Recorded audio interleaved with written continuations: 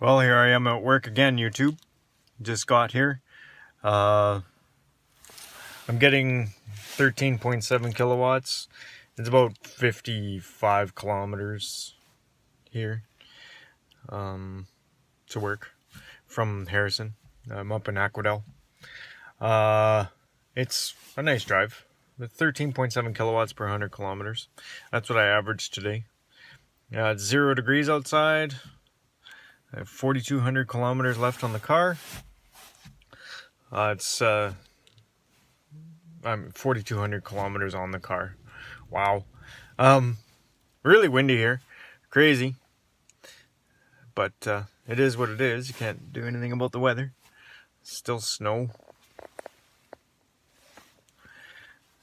I'm hoping it melts. 79% battery. 13.7 per 100 kilometers. 158 kilometers left for estimated range. Loving the car.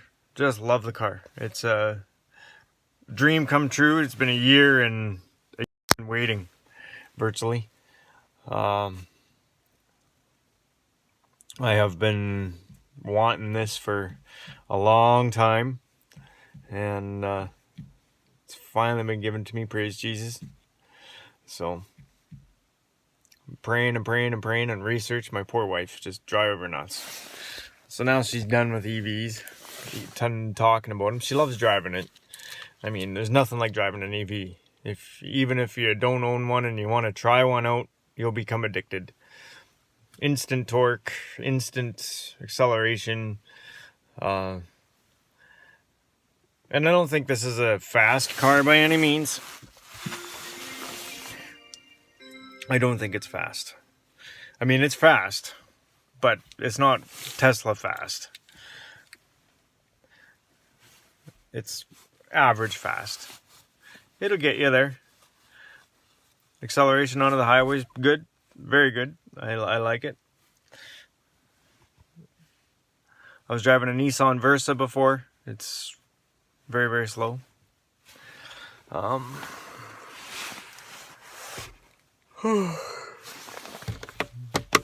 Let's give some light on the subject.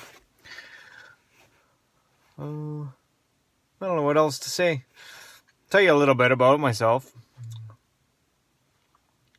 Give you some of my testimony. I have 2 sisters. I grew up in a poor home. We were very, very poor. I don't know the whole story on that. I think my dad always had money, but he just was very selfish. He was very abusive to me and my sisters. Sexually, mentally, physically. It was pretty bad. I was suicidal, doing whatever I could to survive, basically in survival mode. 15 years old, gave my life to Jesus through one of my sister's friends. And the church virtually saved my life. And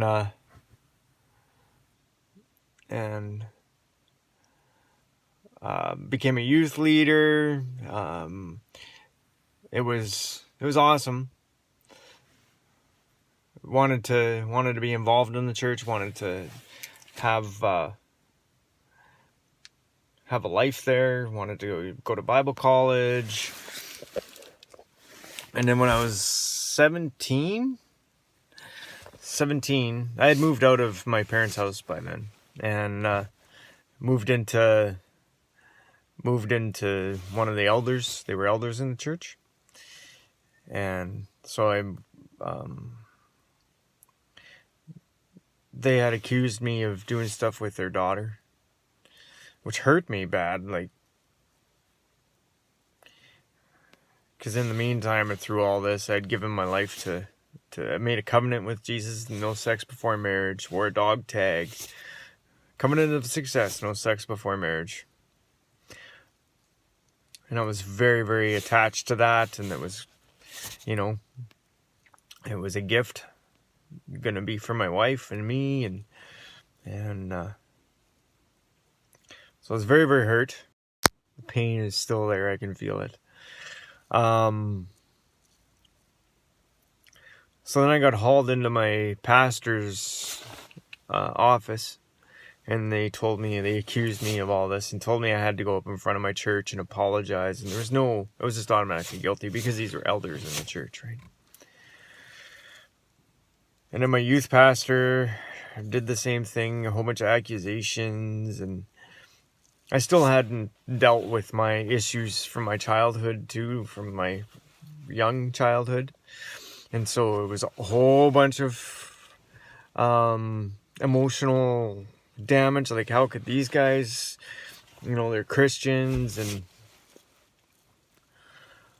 so I left the church, and I pretty much did everything in one night. Did drugs, had sex, everything in one night. Got tattooed, pretty radical.